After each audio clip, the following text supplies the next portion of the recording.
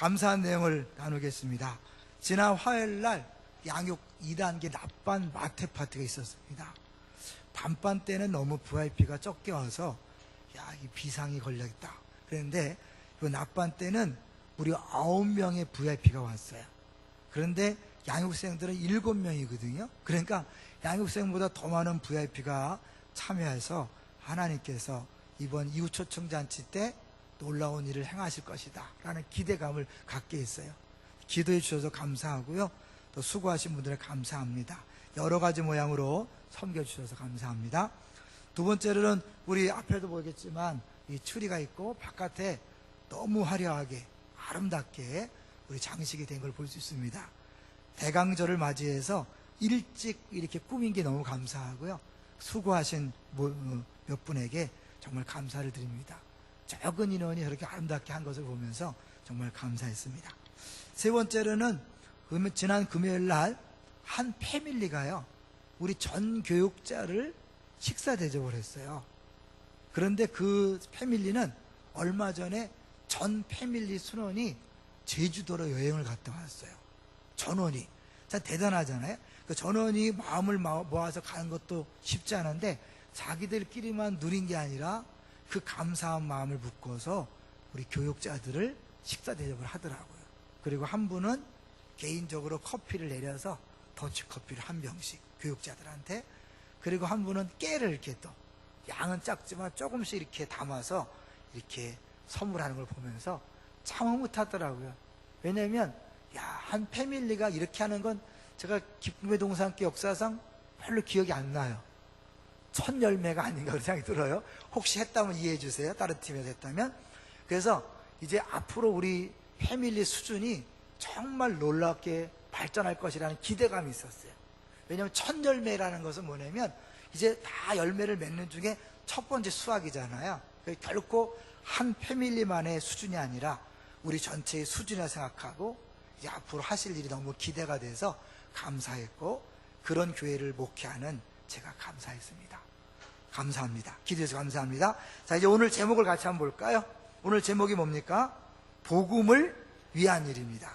오늘 이제 날씨도 약간 춥기 때문에 따뜻한 글을 하나 소개하려고 합니다. 글 제목은 내게 행복을 주는 사람.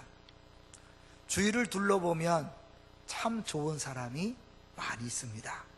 나보다 가진 것이 적어도 남에게 베풀 줄만 아는 바보 같은 사람, 항상 당하고 살면서도 늘 미소를 잃지 않는 사람, 그런 사람들을 보면 나 자신이 부끄럽고 못나 보이지만 그들을 알고 있다는 것만으로도 행복감을 느낍니다. 물론 그 반면에는 늘 실망감을 주는 사람도 있습니다. 보기만 해도 나를 부담스럽게 하는 사람, 차라리 연락 없이 살았으면 좋겠다 하고 생각하는 사람도 있습니다. 그럼에도 불구하고 나 자신을 돌아보게 됩니다. 나는 누군가에게 행복을 주는 사람인가 하고 말입니다. 남에게 불편한 존재가 아니라 나를 봄으로 인해 기분이 좋아지는 사람들의 수가 늘어났으면 하는 생각, 남이 나를 행복하게 해주기를 바랄 것이 아니라 내가 그에게 행복을 주는 사람이었으면 합니다. 이 노래 아시지요? 행복을 주는 사람 해바라기. 내가 가는 길이 험하고 멀지라도 그대 함께 간다면 좋겠네. 우리 가는 길에 아침 햇살 비추면 행복하다 말해주겠네. 이리저리 둘러봐도 제일 좋은 건 그대와 함께 있는 것. 그대 내게 행복을 주는 사람. 내가 가는 길이 험하고 멀지라도 그대 내게 행복을 주는 사람. 때론 지루하고 외로운 길이라도 그대 함께만 간다면 좋겠네. 때론 즐거움에 웃음 짓는 나날이라서 행복하다고 말해주겠네. 이리저리 둘러봐도 제일 좋은 건 그대와 함께 있는 것. 그대 내게 행복을 주는 사람. 내가 가는 길이 험하고 멀지라도 그대 내게 행복을 주는 사람. 그대 내게 행복을 주는 사람. 내가 가는 길이 험하고 멀지라도 그대 내게 행복을 주는 사람. 노래 가사만 보아도 행복해지지 않나요?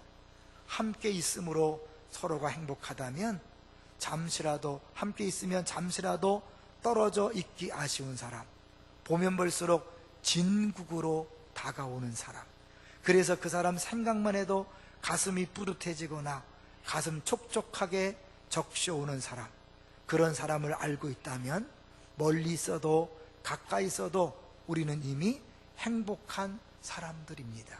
내가 님에게, 님이 나에게 그런 사람이었으면 합니다. 우선 가까이 있는 사람에게 행복을 주는 내가 되었으면 합니다. 우리 모두 누군가에게 행복을 주는 사람이었으면 합니다. 어떻습니까? 여러분은 이런 행복하게 해주는 사람이 있습니까? 아니면 여러분이 누군가를 행복하게 만들어주는 사람입니까? 오늘 본문을 보면 바울은 빌립보 성도들 때문에 행복하다고 고백합니다. 그 행복이라는 표현을 어떻게 하는지 볼까요? 자, 3절 4절을 보겠습니다. 바울이 이 3절 4절을 이렇게 말씀한 내용을 보면 그가 정말 행복하구나 그런 걸 느낄 수 있는데요. 3절 4절 읽어볼까요? 시작. 내가 너희를 생각할 때마다 나의 하나님께 감사하며 간구할 때마다 너희 무리를 위하여 기쁨으로 항상 간구함은, 너희를 생각할 때마다 나의 하나님께 감사. 생각할 때마다, 생각만 해도 좋은 거죠. 간구할 때마다 너희 무리를 위하여 기쁨으로 항상 간구함은. 그런 사람 있잖아요. 저 사람 잘 돼야 되는데, 저 사람 복 받아야 되는데, 저 사람 은혜 받아야 되는데, 이런 사람을 이야기하는 거죠. 바울은 빌립보 성도들을 생각할 때마다, 간구할 때마다 감사했고 기뻐했습니다. 왜요? 이유가 뭘까요? 5절에 그 이유를 밝히고 있습니다. 볼까요? 시작.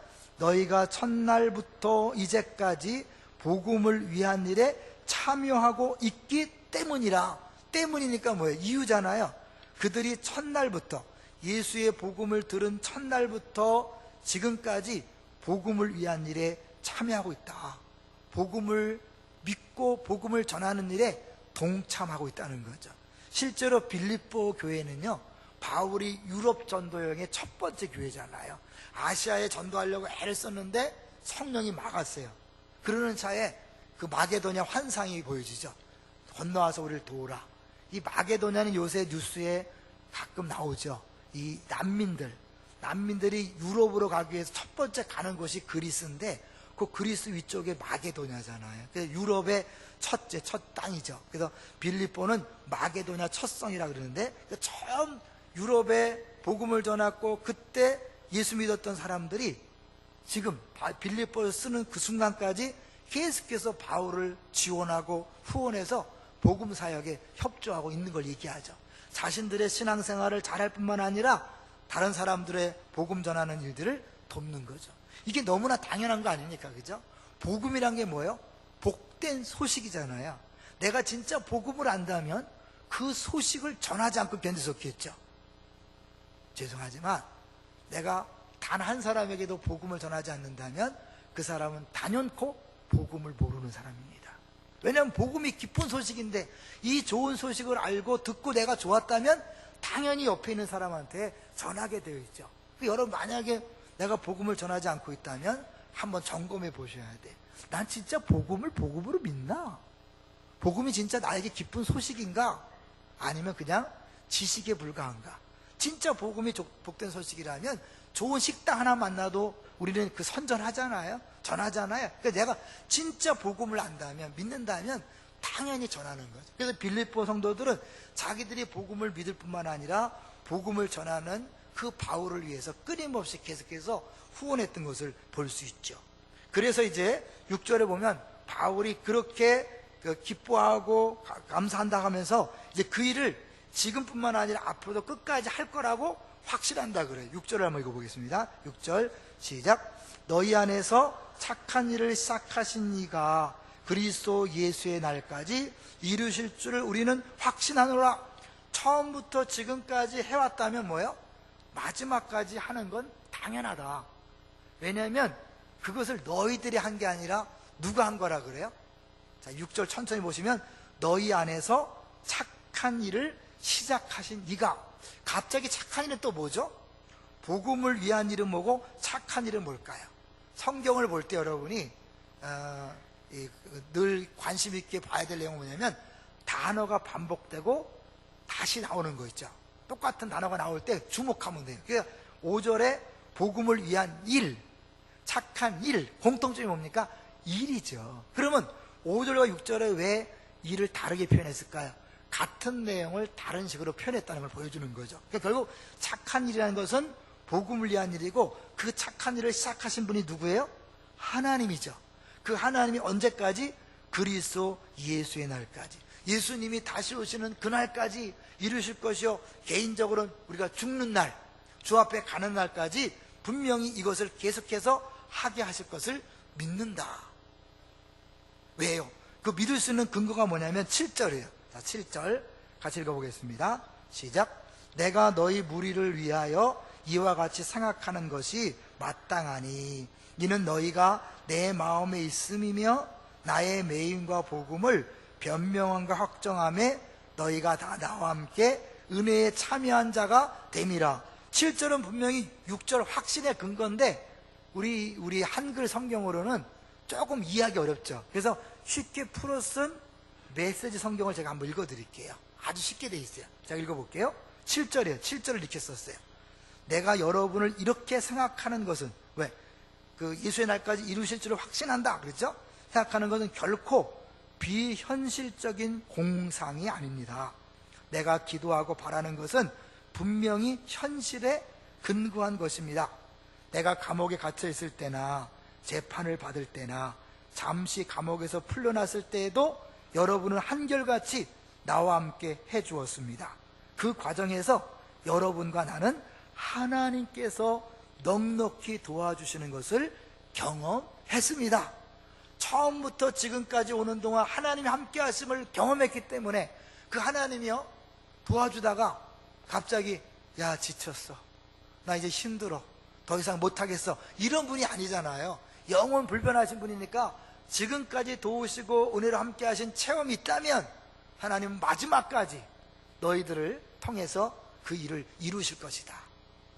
아멘. 자, 그래서 그럼 그 일이 뭐냐면 구체적으로요, 자, 우리 2장 12절 가보세요.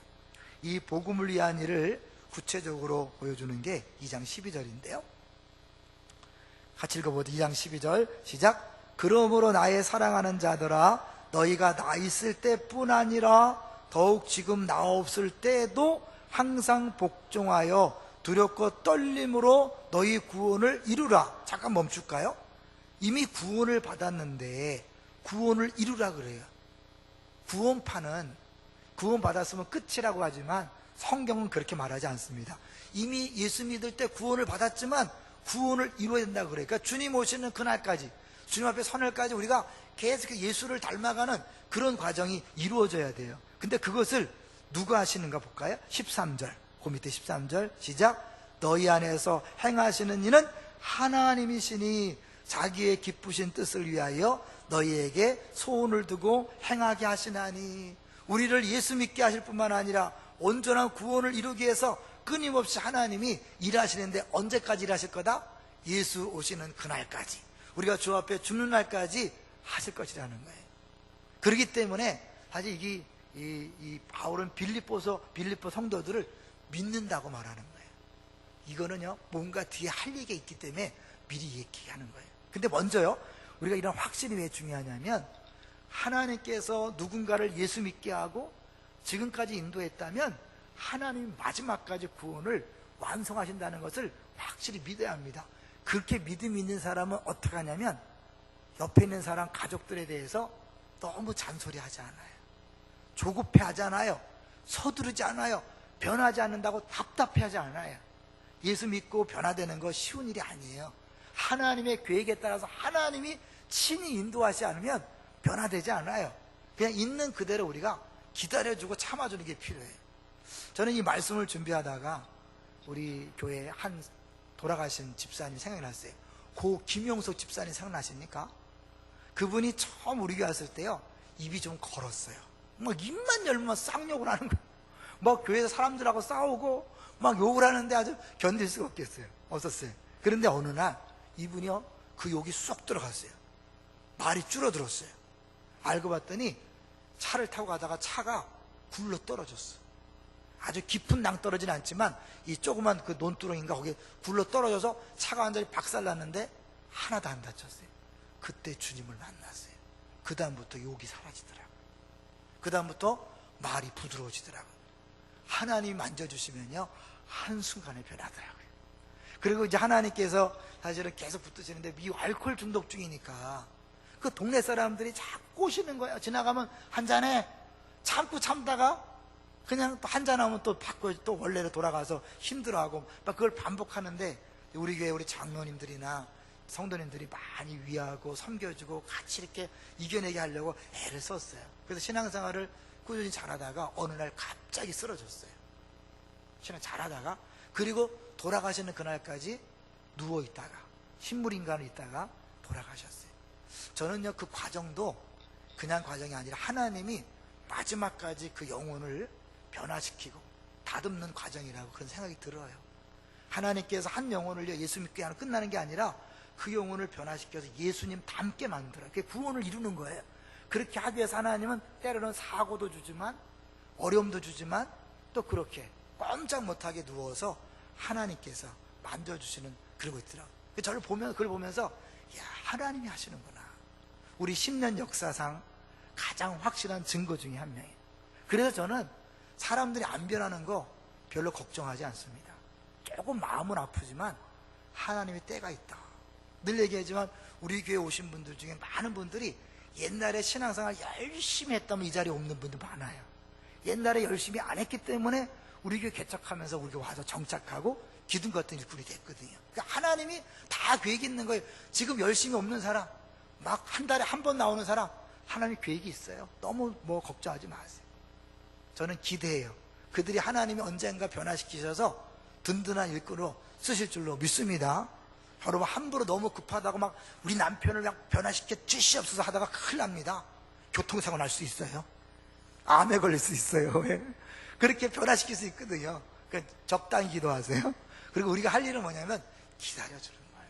하나님의 계획 속에서 개입해서 하니까 그냥 우리는 뭐예요? 그 변하기 전에 그 모습 그대로 사랑하고 인정하고 품어주는 것을 계속 경험시켜 주는 거예요. 그들이 나중에 변화됐을 때 내가 안 변했을 때 누군가 나를 사랑해주고 용납해주고 품어줬지, 그 사람이 나중에 또 다른 사람을 품어주고 사랑하고 용납하는 그런 일을 할 수 있는 거예요. 하나님 우리에게 그러기 때문에 그렇게 붙여준 거죠. 우리가 막 어떻게 해서 변화시키는 게 우리 일이 아닙니다. 누구 일이라고요? 하나님의 일입니다. 근데 이제 바울 사도가 이렇게 하는 것이 뭔가 이유가 있다 그랬죠. 사실 빌립보 성도들이 바울을 그렇게 후원하고 잘해줬지만, 열심히 있었지만 그 안에 문제가 있었어요. 볼까요? 4장으로 가보세요. 그렇게 열심히 사람들 중에서도 우리가 가끔 보면 이 문제가 있는 경우가 있잖아요. 4장 1절과 2절 볼까요?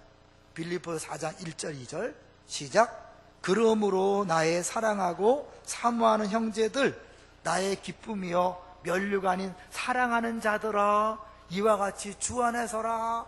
면류가 아니요 기쁨이라. 그 빌립보 사람들을 사랑해요. 그런데 그들에게 어떤 문제가 있었냐면 2절 보세요. 2절 시작. 내가 유오디아를 권하고 순두개를 권하노니 주 안에서 같은 마음을 품으라. 그러니까 어떻게 돼요? 같은 마음을 품었다는 거야? 안 품었다는 거예요? 안 품은 거예요. 분명히 바울을 위하여 헌신하고요, 변하지 않고 그렇게 뜨거운 열정과 헌신도가 있었어요. 근데 그렇게 뜨거움과 열정이 있었고 헌신도가 있었던 그들 안에 다툼과 분열이 있었던 거예요. 유오디아와 순두개라는 이름을 거명한 것을 보면 그들은 상당히 영향력 있는 사람들이었다는 거죠. 우리 안에서도요, 교회 안에서도요, 정말 뜨거워요. 열심히 있어요. 특별히 바울이 하는 것처럼 교육자가 잘해요. 그런데 이상하게 옆에 있는 사람하고 늘 부딪히는 사람이 있어요.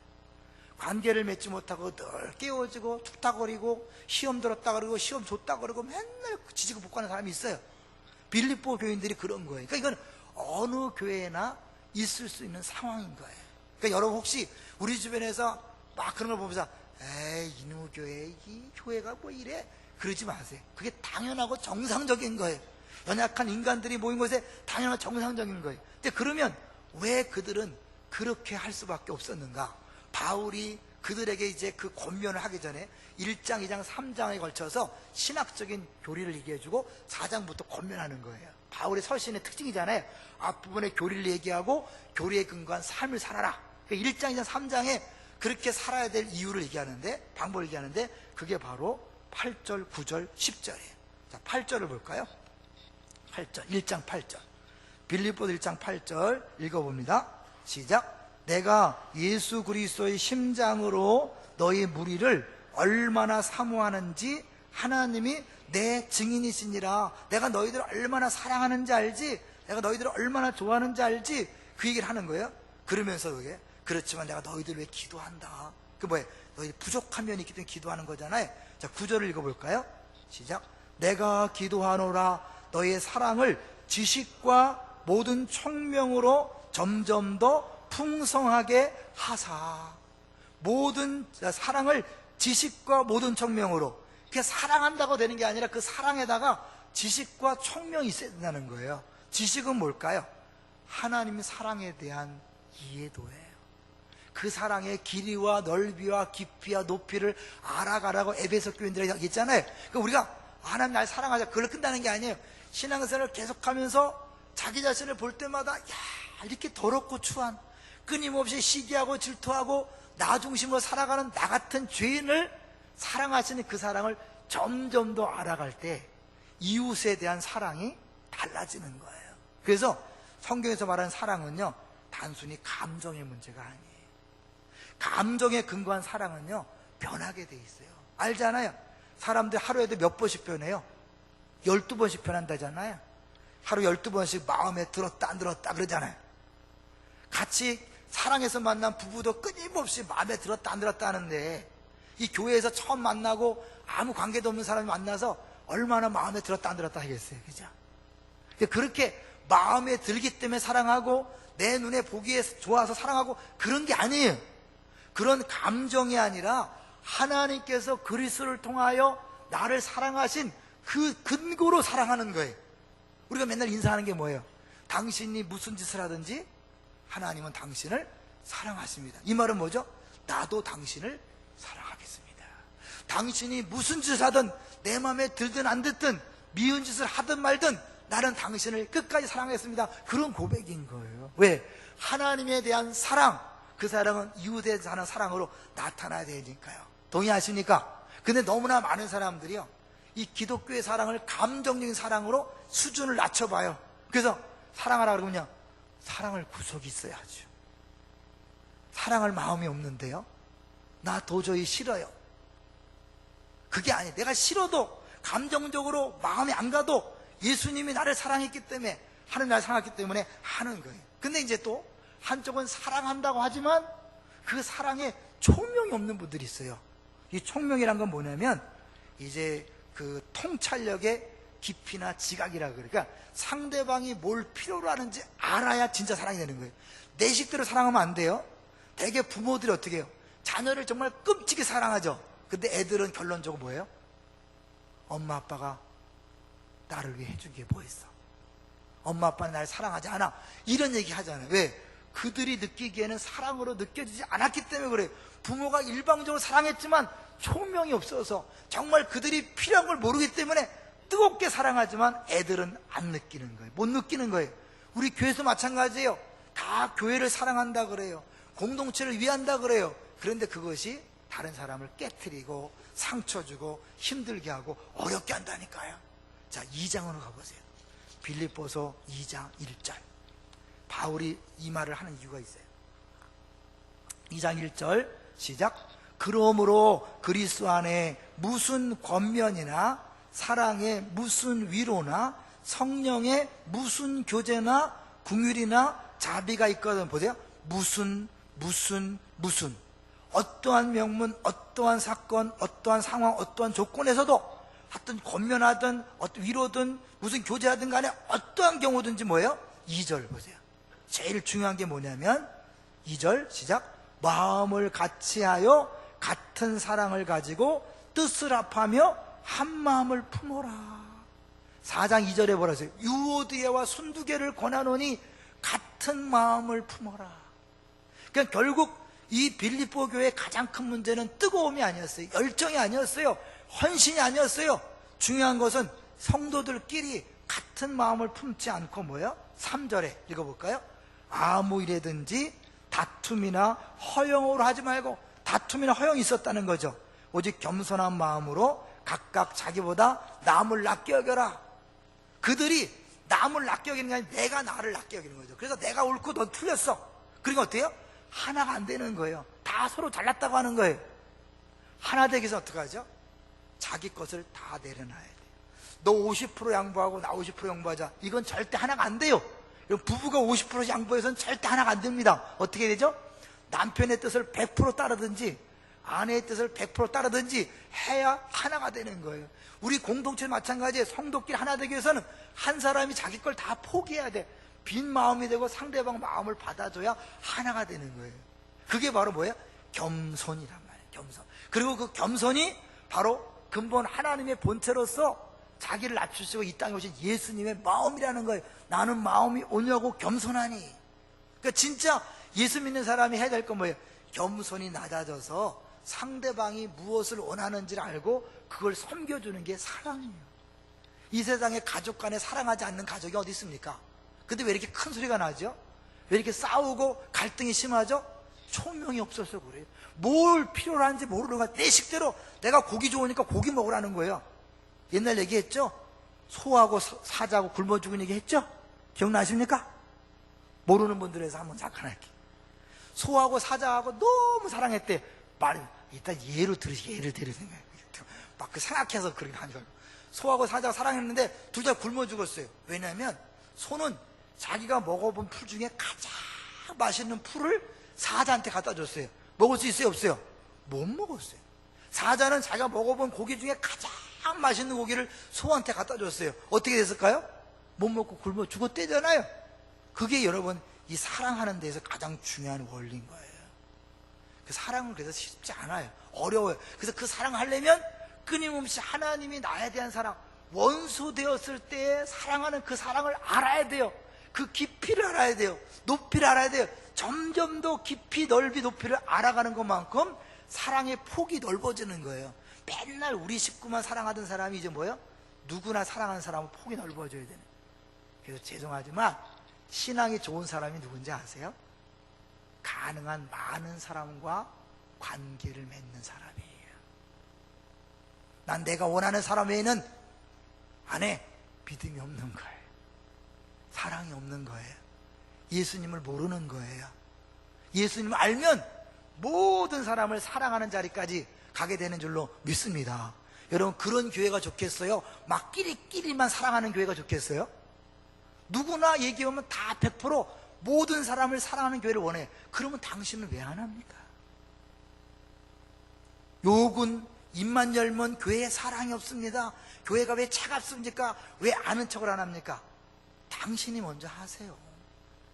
나보고 하는 얘기인가? 네, 당신 보고 하는 얘기입니다. 내가 고개를 숙이고 할 거예요.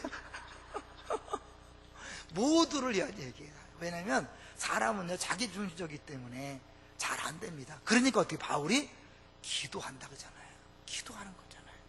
자, 더 나아가서 볼까요? 10절 진짜 중요한 말씀이 있어요. 여러분 10절 읽어볼까요? 시작. 너희로 지극히 선한 것을 분별하며 또 진실하여 허물 없이 그리스도의 날까지 이르고. 지극히 선한 것을 분별하라 그래요. 그럼 뭐예요?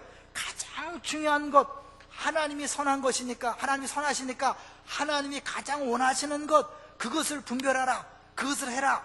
뭐겠어요? 다시 2장 읽어보세요. 다시 2장 1절 2절 보세요. 그러므로 그리스도 안에 무슨 권면이나 사랑에 무슨 위로나 성령의 무슨 교제나 궁율이나 자비가 있거든 마음을 같이하여 같은 사랑을 가지고 같뜻을 합하여 한 마음을 품어라. 이게 가장 중요한 거예요. 가장 선한 거예요. 주님이 가장 원하는 거예요. 이게 아유 그러다가 무슨 교회 일이 되겠습니까? 네, 걱정하지 마세요. 우리가 같은 마음을 품고 하나 되면 누가 일하십니까?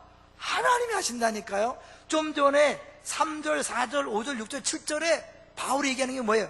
너희 안에 착한 일을 시작하신 그분이 끝까지 이룬다. 그분이 이루는 거지 니네가 하는 게 아니야. 이 얘기를 하는 거죠. 그러니까 우리가 할 일은 내가 뭘 하겠다는 걸, 내가 열심을 내서 뭘 하는 게 아니라 같은 마음을 품고 서로 사랑하고 용납하고 품어주면 하나님이 일하시는 거예요.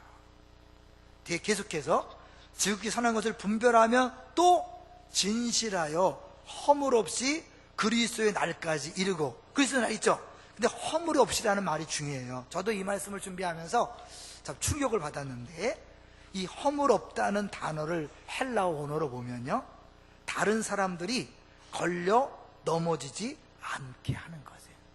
다른 사람이 걸려 넘어지지 않도록 그렇게 진실하게 그렇게 신앙생활 하라는 거예요. 내가 막 열심을 내서 교회를 위하여, 공동체를 위하여 막 하지만 그것 때문에 누군가가 상처받고 시험 들고 넘어진다면 아니라는 거예요. 아무리 똑똑한 소리 해도 그 소리 때문에 다른 사람이 아파한다면 그 소리는 안 하는 만 못해요. 아무리 진리를 얘기해도 그 진리 때문에 누군가 상처받는다면 그건 안 하면 못하는 거예요. 진리가 아니라 사람을 죽이는 칼이 되는 거예요. 그 얘기를 하는 거예요. 진짜 중요한 것이 뭔지를 분별해라. 그 분별하는 게 뭐냐면 진실하여 허물 없이 그렇게 신앙생활하는 것이다. 다른 사람은 걸림돌이 되지 말고 상처 주지 말고 시험 들게 하지 말아라. 근데 그것이 언제까지요? 그리스도 날까지. 근데 그리스도 날까지 누가 이룬다 그랬어요? 너희 속에 착한 일을 시작하신 이가 이룬다 그랬죠. 이루신다 그랬잖아요. 결국 하나님이 하실 것이니까 너희들이 할 일은 같은 마음을 품고 하나 된 일에 힘써라. 자, 그러면 11절 결과적으로 어떤 일이 벌어집니까? 11절 시작. 예수 그리스도로 말미암아 의의 열매가 가득하여 하나님의 영광과 찬송이 되기를 원하노라. 하나님의 영광과 찬송, 뭐죠? 이게 있죠. 영광이란 것은 하나님의 본질이 드러납니다. 야, 하나님 정말 멋있는 분이네. 하나님 좋으신 분이네. 근데 하나님은 그런 것보다 더 좋아하는 게 있죠. 하나님은 사랑이시네. 요한일서 4장 8절에 하나님은 사랑이심이라. 하나님의 본질이 가장 드러나기 원하는 게 뭐냐면 사랑이에요. 요한복음 3장 16절 오늘 외웠잖아요. 하나님이 세상을 이처럼 사랑하사 독생자를 주셨으니. 멋있고 화려한 것을 하나님 기뻐하는 게 아니라 하나님은 정말 사랑이시구나. 이걸 하나님이 제일 기뻐하셔요. 그러니까 우리들의 삶을 통하여 하나님이 사랑이심이 드러나는 걸 가장 좋아하시는 거예요. 결국 뭐예요? 의의 열매는 사랑의 열매겠죠. 사랑하면 떠오르는 게 있죠. 성령의 열매는 사랑과 희락과 화평과 오래 참음과 자비와 양성과 충성과 온유와 절제다. 9가지의 첫 번째 사랑을 어떤 사람은 그래, 다 사랑에 속한 것이다. 그러니까 결국 성령은 하나님이니까 그 성령이 맺히게 하는 열매는 사랑이라는 거예요. 그러니까 사랑이 빠졌다면 뭐야? 아무것도 아니다. 고린도서 13장. 내가 산사의 말을 하고 방언을 하고 내 모든 걸 다 불사르게 내어줄지라도, 내 집을 다 내어주고 구제할지라도 사랑이 없으면 꽝. 왜? 하나님이 드러나지 않으니까. 여러분, 봉사가 중요한 게 아니에요. 열심히 중요한 게 아니에요. 잘하는 게 중요한 게 아니에요. 중요한 뭐예요? 의의 열매가 가득하여 하나님의 영광이 되고 찬송이 돼야 돼요. 누구로 말미암아? 예수 그리스도로 말미암아. 처음 예수 믿고 예수를 믿음으로 의롭다함을 받을 뿐만 아니라 그 삶 자체 속에서 하나님의 백성답게, 의라는 것은 언약관계에서 나온 거라고 그랬죠. 하나님이 우리의 왕 되시고 주인 되시고 아버지 되시기 때문에 그 아버지의 자녀답게, 백성답게, 하나님의 종답게 동일한 사랑을 베풀고 나눔으로 말미암아 많은 사람들 앞에, 야, 하나님은 저런 분이구나, 하나님 정말 사랑이시구나. 그래서 그들이 오는 거죠. 믿지 않은 사람들이요, 절대 교회 크게 진 것 보고 하나님 살아계심을 보지 않습니다. 우리가 행사를 요란하게 하는 것 보고 하나님 살아계시다 얘기하지 않습니다. 그러나 가난한 사람, 어려운 사람, 약한 사람을 도와주고 섬겨주는 걸 보면서 역시 다르구나, 역시 교회야, 역시 하나님 믿는 백성은 달라, 이렇게 되는 겁니다. 여러분도 그렇잖아요, 그죠? 어떤 걸 보고 하나님을 느낍니까? 이 바울 사도가 그 얘기를 하는 거예요. 근데 이게 우리 안에서 우리가 할 수 없기 때문에 어떻게 해요? 바울 사도가 기도하노라라고 그렇게 얘기하잖아요. 이제 이 시점에서요, 한 우리 마태 파티에 우리 성도님 한 분이 한 간증문을 읽어드리려고 그래요. 제가 이 간증을 듣고요, 설교를 준비하다가 다시 간증을 봤어요. 오늘 설교 내용이 다 다 들어있어요. 여러분 오늘 설교 내용을 기억하면서 한번 한 문장 한 문장을 한번 들어보세요. 저는 중3 큰 아이에게 참 미안한 게 많은 엄마입니다. 그 이쁜 2-3살의 아이 때에도 저는 온전히 그 아이를 품어주고 사랑해주지 못한 못난 엄마입니다. 3돌도 안 된 아이에게 말을 안 듣는다고 손찌검을 한 적도 많은 정말 못난 엄마입니다. 정말 잘 키우고 싶었는데 제가 키운 그 아이는 8살이 되어서 저에게 이렇게 말합니다. 엄마는 나를 사랑하지 않아. 총명이 없었던 거죠. 지식이 없었던 거예요.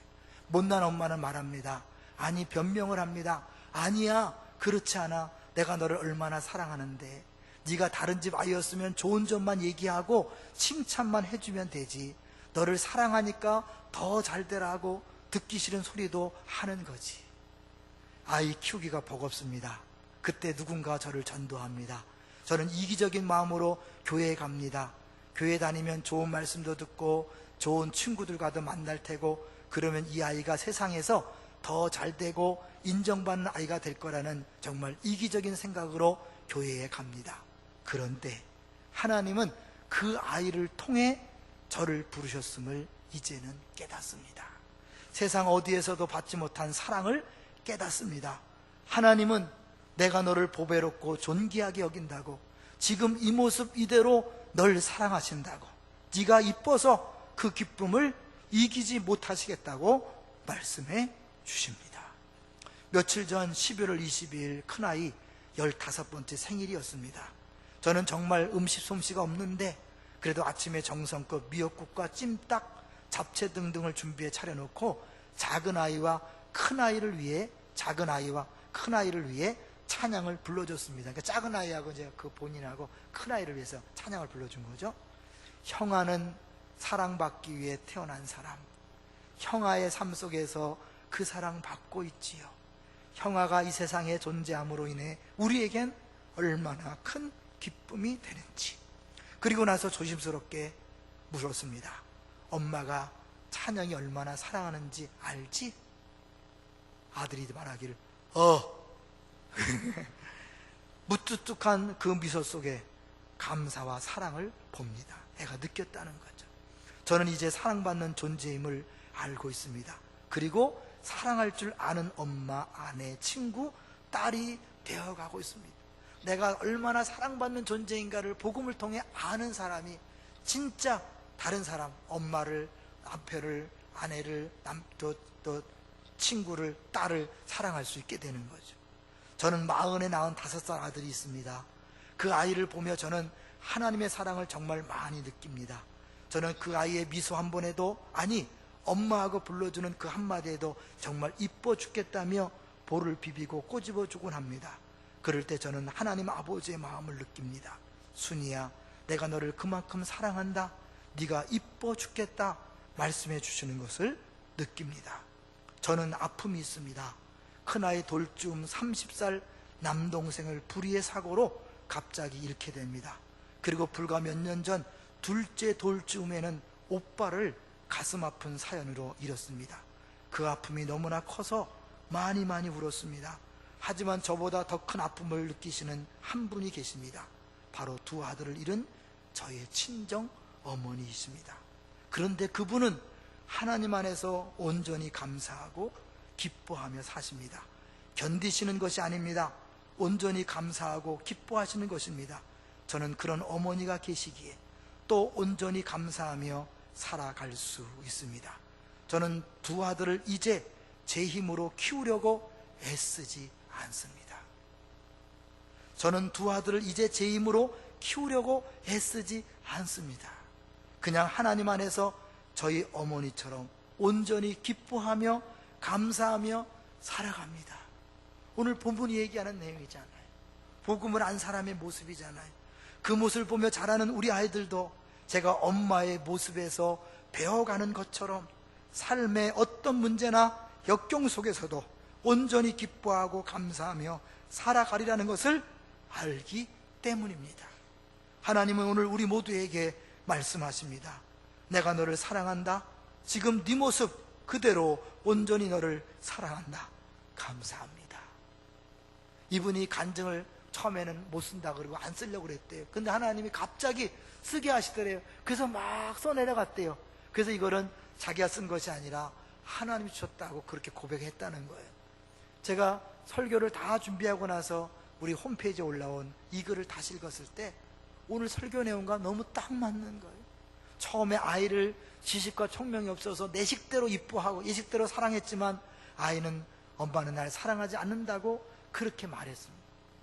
그러나 이제 정말 교회 와서 내가 얼마나 사랑받는지 존재인가를 아니까 아이들을 있는 그대로 받아주는 거예요. 바뀌라고 말하는 게 아니에요. 잘되라고 야단치는 게 아니에요. 그냥 있는 모습 그대로 받아주면서 그 안에서 감사하고 기뻐하면 그게 최고의 사랑이요, 최고의 가르침이요, 최고의 변화의 동력인 줄로 믿습니다. 친정어머니를 바라보면서 저절로 힘을 얻고 교육을 받고 깨우침을 얻는 것처럼 내가 그냥 사랑하고 감사하고 기뻐하고 품어주면서 그렇게 살아가는 모습이 자녀에게 진짜 신앙이 뭔지, 진짜 복음이 뭔지, 진짜 하나님이 사랑한다는 게 뭔지를 우리의 모습을 통해 보여주는 거예요. 내가 이 복음을 믿으면서 인상 쓰고 싸우고 소리치고 잔소리한다면 나 자신이 복음으로 변화되지 않았기 때문에 아이들한테 복음이 전달되지 않습니다. 그 사랑이 전달되지 않습니다. 교회에서도 마찬가지예요. 왜 그렇게 말하고 행동하냐 따지지 마세요. 야단치고 지적하지 마세요. 그냥 당신이 감사하면서 기뻐하면서 사랑하면서 그렇게 사세요. 그럴 때 교회는 변하고 성도는 변하고 세상은 변화될 줄로 믿습니다. 이제 이 오늘 본문 9절부터 11절을 메시지 성경에서 쉽게 번역한 내용을 읽고 마치려고 그래요. 제가 읽어볼게요. 9절부터 11절을 이렇게 번역해놨어요. 그래서 나는 여러분의 사랑이 풍성해지고 여러분이 많이 사랑할 뿐 아니라 바르게 사랑하게 해주시기를 기도합니다. 적절하게 사랑하는 법을 익히십시오.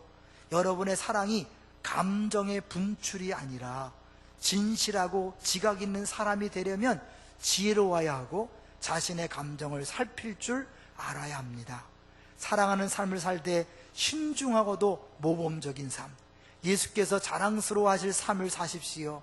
그것은 영혼의 열매를 풍성히 맺고 예수 그리스도를 매력적인 부류로 만들며 모든 이들로 하여금 하나님께 영광과 찬송을 돌려드리도록 하는 삶입니다.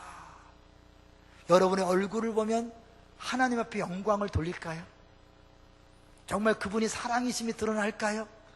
그 복음이 진짜 좋은 것임이 드러날까요?